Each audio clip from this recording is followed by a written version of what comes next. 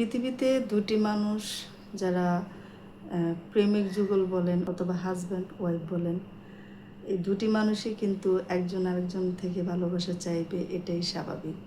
কিন্তু এই স্বাভাবিক দ্বারায় কখন ফাটল ধরে জানেন? যখন যে কোনো একটি মানুষের প্রত্যাশা কম থাকে। হাজব্যান্ড যেরকম ওয়াইফের ভালোবাসা পাওয়ার জন্য একটা প্রত্যাশা থাকবে, সেম প্রত্যাশা একজন ওয়াইফেরও হাজব্যান্ডের ভালোবাসা পাওয়ার থাকতে হয়। এই দুইটা জায়গা যখন সেম থাকবে তখন কিন্তু সেখানে কোনো অভিযোগ তেমন একটা হবে না, মানে সেই জায়গাটা অভিযোগের কোনো ভার হবে না। কিন্তু এই জায়গাটায় যখনই একটি মানুষের যখন প্রত্যাশা না থাকে, তখনই কিন্তু আরেকটি মানুষের অভিযোগ এসে যায়। কেন বলছি? যে দেখেন, একজন ওয়াইফ চাইবে তার হাজব্যান্ড তাকে ভালোবাসুক, তাহলে সে একটা প্রত্যাশা করছে। এবং সেমভাবে যদি একজন হাজব্যান্ডও চায় যে তার ওয়াইফ তাকে ভালোবাসুক, এটাও একটা সেম প্রত্যাশা। এখানে কিন্তু দুইটা মানুষকে বোঝার একটা জায়গা তৈরি হয়ে যায়। কিন্তু ওয়াইফ চাইবে যে তার হাজব্যান্ড তাকে ভালোবাসুক, কিন্তু তার হাজব্যান্ড চাইবে না যে তাকে ভালোবাসুক। চাইবে নাকি, তার এই প্রত্যাশার জায়গাটাই তৈরি হবে না। আর যখন এই প্রত্যাশার জায়গাটাই সে ফিল করবে না, তখনই তো শুরু হয় গণ্ডগোল, তখনই শুরু হয় গরমিল। কারণ যেখানে তার কোনো প্রত্যাশাই নেই, সে তো কোনো দিন শূন্যতাও ফিল করবে না। যার কোনো প্রত্যাশা নেই সে তো কোনো এই জগতেই তার কোনো ধ্যান জ্ঞান থাকে না। সে তার মতো সময় কাটায়, সে যখন যেখানে থাকে সে সেভাবেই তার সময়টাকে ভালোভাবে পার করে দেয়। সে কোনো শূন্যতা ফিল করে না। আর সেই জায়গাটা থেকেই কিন্তু হাজব্যান্ড ওয়াইফের যে অপূর্ণতা রয়ে যায় এবং অভিযোগের কথা উঠে আসে। এই জায়গাগুলো থেকেই অভিযোগের কথাটা উঠে আসে মূলত। আর এই জায়গাগুলো ঠিক করার আসলে কোনো ওয়ে হয়তো বা অদূর ভবিষ্যতে আর তৈরি হবে না। কারণ কি জানেন, যে এখন যে মাধ্যমগুলো আমাদের হাতে পাচ্ছি, সেই মাধ্যমগুলো কিন্তু আমাদেরকে একাকিত্ব করে দিচ্ছে।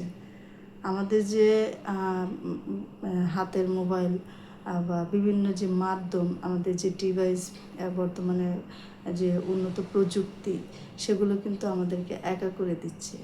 সেগুলো কিন্তু নীরবে আমাদের জীবনের যে প্রিয়জন, প্রিয় ব্যক্তি, সে ব্যক্তিগুলো থেকে দূরে রেখে দিচ্ছে।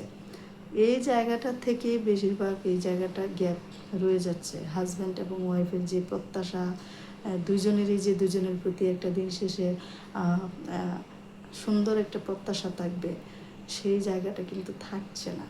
অনেক ক্ষেত্রে কিন্তু সেই জায়গাটায় এই ফাটলটা ধরছে শুধুমাত্র এই ডিভাইসের কারণে। তো যে কোনো জিনিসেরই আসলে কি অতিরিক্ত করা কোনো কিছুই ভালো নয়।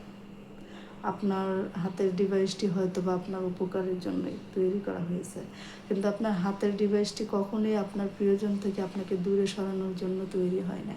কিন্তু এখন কিন্তু বেশিরভাগ সময় এটা হয় যে এই হাতের ডিভাইসটি দিয়ে আমরা কিন্তু আমাদের প্রিয়জনকে পাশে শুয়ে রেখে তার সাথে কথা বলছি না।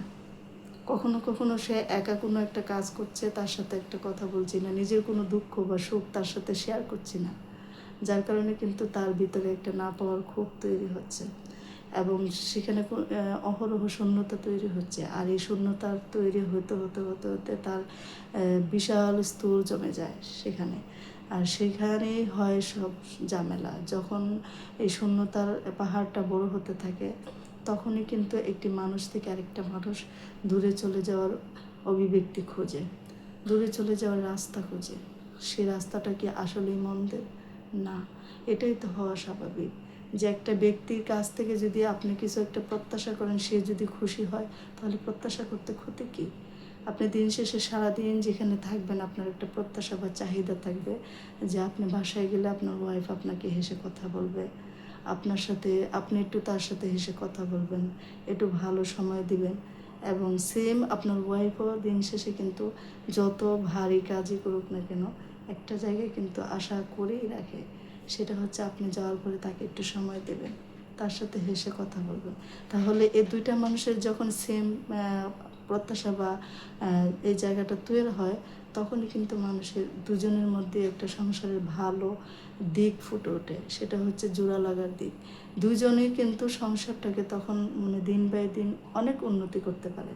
আর যে সংসারে একটা মানুষেরই শুধু চাহিদা থাকে, আরেকটা মানুষের থাকে না, অথবা সে এই বেলায় খুবই বেখবর, সেই সংসারই কিন্তু দিন বাই দিন অবনতি ঘটে, ফাটল ধরে। এই ফাটলের কিন্তু শেষ নেই, কারণ আপনি একটা শেষ হয়ে যাবে, আরেকটা কাহিনী শুরু হবে। এই কাহিনীটার কিন্তু কখনো শেষ হয় না। এই মানুষগুলো কিন্তু জীবনে সুখী হয় না।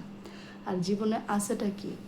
মানুষ যতদিন বাঁচবে ততদিন নিজের জীবনকে আনন্দ, প্রফুল্লতা দিয়ে, পূর্ণতা দিয়ে বাঁচার মধ্যেই তো বাঁচার সার্থকতা। আপনার নিজের মানুষদেরকে কষ্ট দিয়ে আপনি কেমন বাঁচা বাঁচেন? এ বাঁচার তো কোনো সার্থকতা নেই। তো যারাই এরকম করে তাদের বাঁচার কোনো সার্থকতা নেই, কারণ তাদের বাঁচার মধ্যে কোনো সত্যিকারের সুখ নিহিত নেই, যার কারণে আসলে তাদের বাঁচার কোনো সার্থকতা নেই।